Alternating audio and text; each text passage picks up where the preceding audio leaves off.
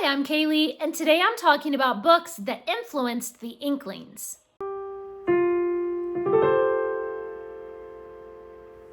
In June, I will be hosting the June Journeys with Inklings Readathon. The only thing you have to do for that readathon is read one thing from the Inklings, but we also have some prompts. The reading prompts follow an epic hero's journey, and one of those prompts is to restore a magical sword by reading a book that either influenced the Inklings or was influenced by the Inklings. So today we're going to talk about just the first part of that prompt, books that influenced the Inklings. So this can be as broad or as narrow a category as you want it to be. You could try to find a book that has similar elements to books that the Inklings wrote and then try to figure out some sort of connection between them so that you can definitely say this book influenced this aspect of the Inklings writing. But we are all influenced by things all the time, every day. Everything we come into contact with influences us in some way,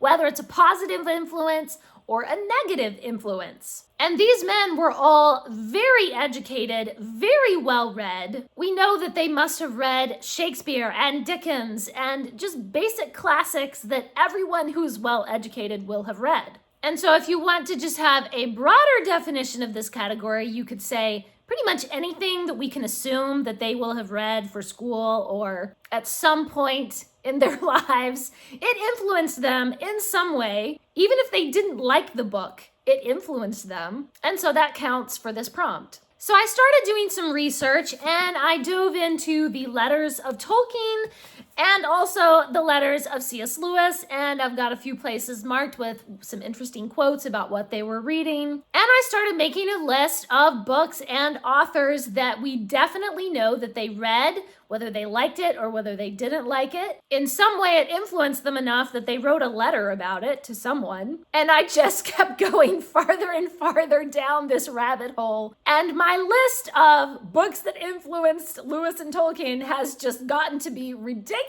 long. I only marked the quotes that I thought were particularly interesting, but there were a lot of places where they mentioned what they were reading or recommended books for other people to read. So I really don't know how long this video is going to be because, I have an insanely long list. I have not even counted it because I'm kind of scared to count how many books and how many authors I have written on this list. If you haven't already, please do subscribe and give this video a thumbs up if you love the Inklings. And of course, leave us a comment and let us know what are you going to be reading for the June Journeys with Inklings Readathon. And follow me over on Instagram and Goodreads and all the places.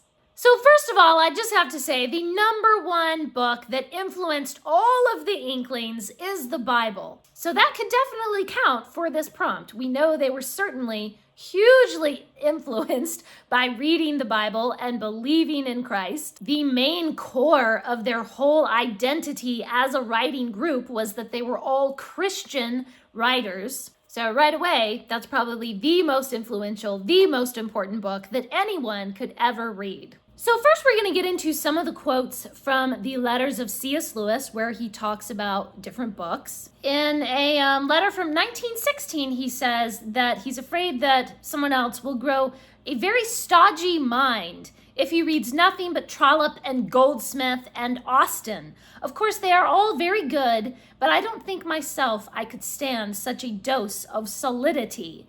I suppose you will reply that I am too much the other way and will grow an unbalanced mind if I read nothing but fairy tales. So we know that C.S. Lewis liked Trollope and Oliver Goldsmith and Jane Austen, but he thought that they were just very solid and no nonsense, just very rooted in reality. Whereas Lewis needed a few doses of fairy tales in there at some point. Then he talks about Chaucer. I have now read all the tales of Chaucer which I ever expected to read, and feel that I may consider the book as finished. Some of them are quite impossible on the whole, with one or two splendid exceptions, such as the Knights and the Franklin's Tales. So Lewis liked some of Chaucer, but not all of it. Here's another one that says, what is nicer than to get a book, doubtful both about reading matter and edition, and then to find both are topping. I have just had this pleasure in Sidney's Arcadia. So this is Arcadia by Sir Phillip Sydney. I've never even heard of it before reading about it in this letter. So that's interesting. Anybody in the comments that's ever read this one, let us know if you recommend it. I don't know when I shall buy some new books, as I am at present suffering from a flash of poverty. But when I do, it will be either Our Village or Cranford or Chaucer's Troilus and Cressida.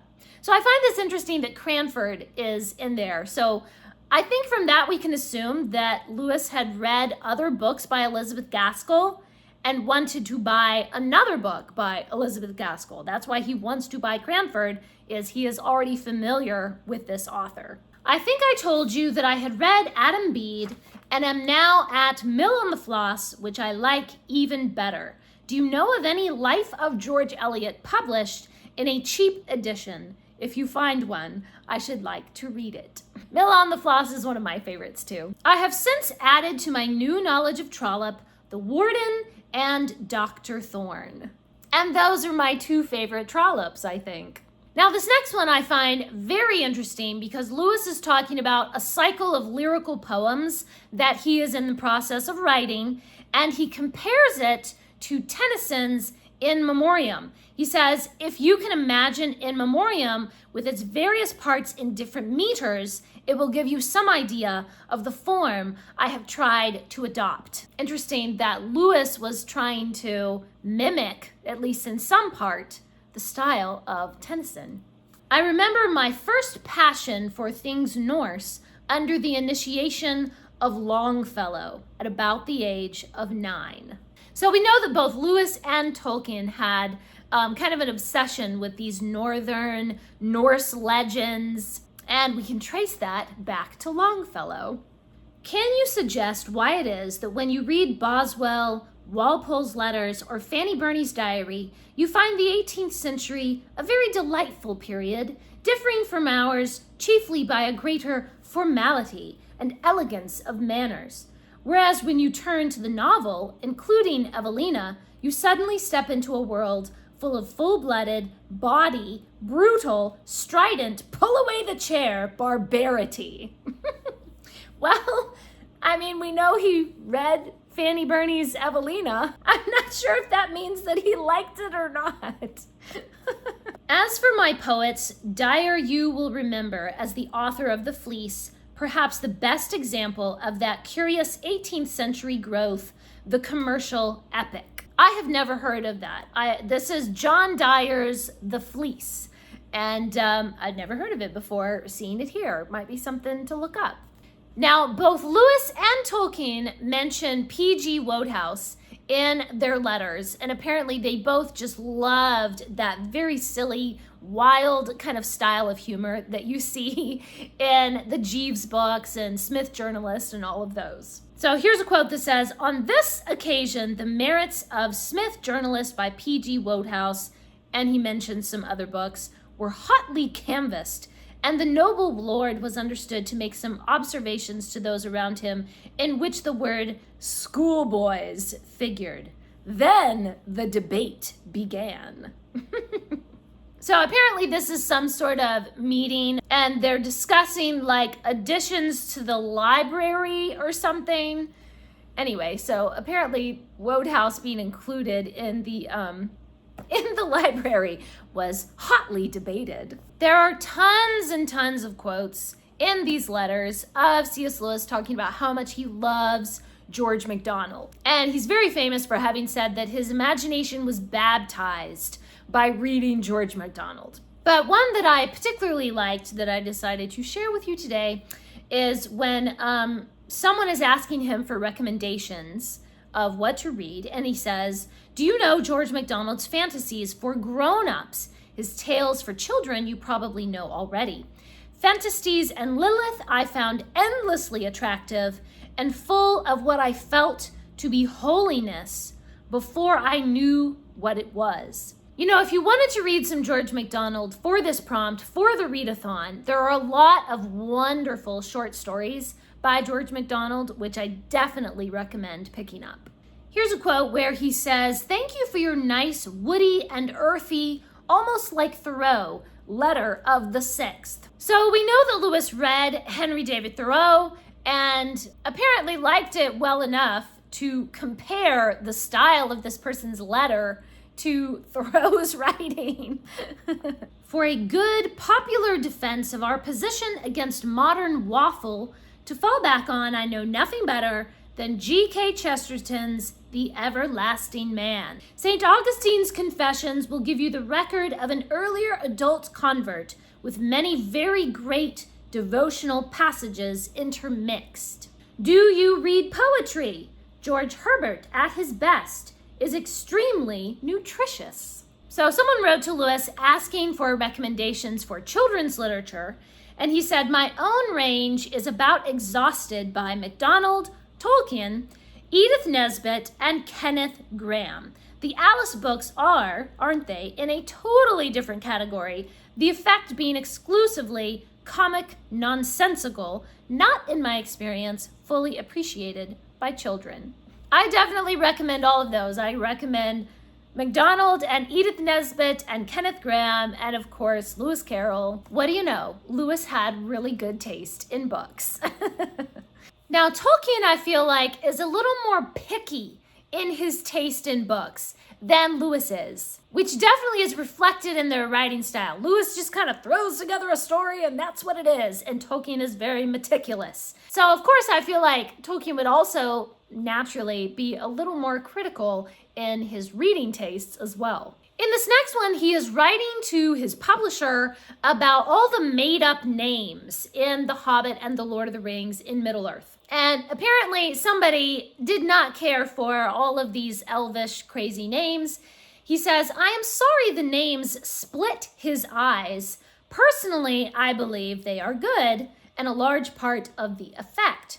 They are coherent and consistent and made upon two related linguistic formula so that they achieve a reality not fully achieved to my feeling by other name inventors, say Swift or Dunsany." So this is a crack about Gulliver's Travels, okay? Swift has terrible, ridiculous place names and people names in Gulliver's Travels, and Tolkien is like, well, at least I'm better than Swift.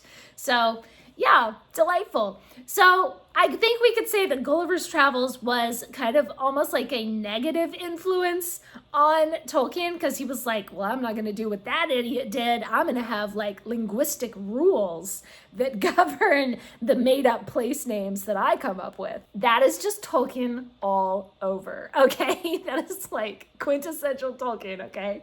I read Voyage to Arcturus with avidity.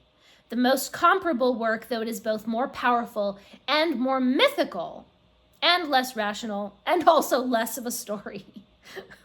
So this is A Voyage to Arcturus by David Lindsay. I've never heard of this before, but apparently Tolkien read it with avidity. At 9, I went to Magdalen and saw the Jode. He is, except in face, not only very like a toad, but is in character very like Mr. Toad of Toad Hall. So he's comparing someone that he knows to, Wind in the Willows, Mr. Toad of Toad Hall. So I think we can say that Wind in the Willows influenced Tolkien in some capacity if he's comparing people that he knows in real life to the characters in Wind in the Willows. The world seems to be becoming more and more divided into impenetrable factions, Morlocks and Eloi and others. So he is referencing the different types of people in H.G. Wells's The Time Machine. This next one is a letter to his publisher right as he is writing about Gollum in The Lord of the Rings. And he's kind of talking about Gollum's character and stuff. And then he mentions Dr. Jekyll and Mr. Hyde. He says Hyde or Jekyll has had to have his way. But that's definitely an interesting correlation because Gollum's dual personality is definitely very Dr. Jekyll and Mr. Hyde. It doesn't actually say in the letter how much the Dr. Jekyll and Mr. Hyde dual personality affected the way that Tolkien wrote Gollum, but it's there in the same letter, so something to think about. In this next letter, Tolkien is talking about some books that he's reading with his children and talking about how they liked The Hobbit pretty well, but not any better, I think, than The Marvelous Land of Snurgs, which is by E.A. Wyke-Smith. So his kids liked The Hobbit, but they didn't like it any better than this other book. And then he says, seeing the date, which it was published in 1927, seeing the date, I should say that this, The Marvelous Land of Snurgs, was probably an unconscious source book for The Hobbit. So interesting. He actually says that The Marvelous Land of Snurgs was a source for him, unconsciously, but a source nonetheless. Tolkien had read some Beatrix Potter. And apparently when Beatrix Potter's Mrs. Tiggywinkle was translated into, I believe, into French, there were some problems with the translation. And so Tolkien writes to his publisher, I am not going to be treated a la Mrs. Tiggywinkle. Not that Beatrix Potter did not give the translators hell. Oh, goodness. So we know that Tolkien had at least heard of Beatrix Potter and was influenced by her troubles with translators. This next one is from a letter to Pauline Baynes, who was doing some illustrations for Farmer Giles of Ham and for The Adventures of Tom Bombadil. He says, I have not much doubt, however, that you would avoid the Scylla of Blyton and the Charybdis of Rackham, though to go to wreck on the latter would be the less evil fate. I feel like I'm saying that wrong, Scylla and Charybdis. I know how to say that. What? Am I saying that wrong? Words are just not wording today. But he talks about Blyton. That's Enid Blyton. She is very well known for having very saccharine, just really cutesy, sweetsy books. And Tolkien here is describing that as something to be avoided. So if he disliked Enid Blyton, which is okay, I like Enid Blyton's books. They are very sweetsy, but I still like them. But I can definitely see how someone like Tolkien would think of that as something to be avoided. So it influenced him in the opposite direction. There's one short little sentence where Tolkien says, I have never been able to enjoy Pickwick.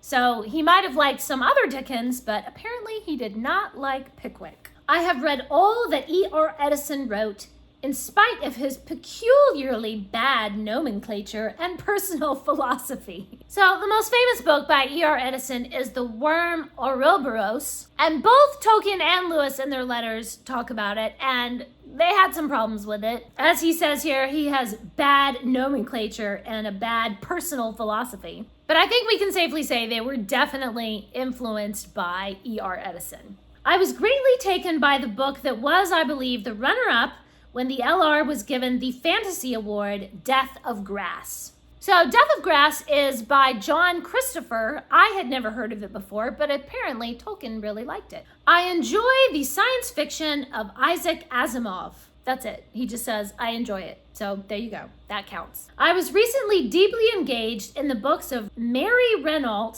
especially the two about Theseus, The King Must Die, and The Bull from the Sea. I have never heard of those. I've never read those, but apparently he was deeply engaged. And our last quote from Tolkien, that the episode of the wargs, I believe, is in part derived from a scene in S.R. Crockett's The Black Douglas, probably his best romance, and anyway, one that deeply impressed me in school days, though I have never looked at it again. So there you are, The Black Douglas deeply impressed Tolkien.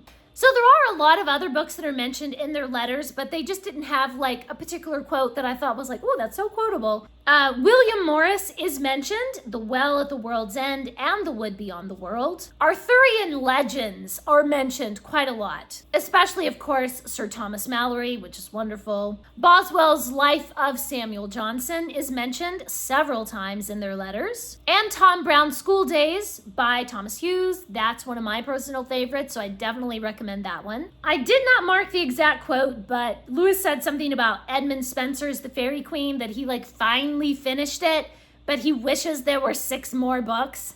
because the Fairy Queen is like notoriously long. They mention John Milton quite a lot. And of course, Lewis especially was heavily influenced by John Bunyan's Pilgrim's Progress, because then he wrote Pilgrim's Regress. Ralph Waldo Emerson is mentioned. Andrew Lang's compiled fairy tales are mentioned. They talk about Keats and Shakespeare and the Brontes and Wilkie Collins and Thomas Hardy. And of course, Sir Walter Scott and Dickens and Thackeray and Virgil and Plato and Dante's Divine Comedy and William Wordsworth. So those are just a few that are mentioned in their letters, that we know that they read those books. And certainly anything that you read is going to influence you, whether for good or for ill. Now, keep in mind, some of these in this video I have read, some of them I'd never heard of before. So please let us know if you've read any of these on this quite lengthy list, so that you can recommend which ones we should pick up for the readathon. Thanks for watching. Please subscribe, and remember, the right book in the right hands at the right time can change the world.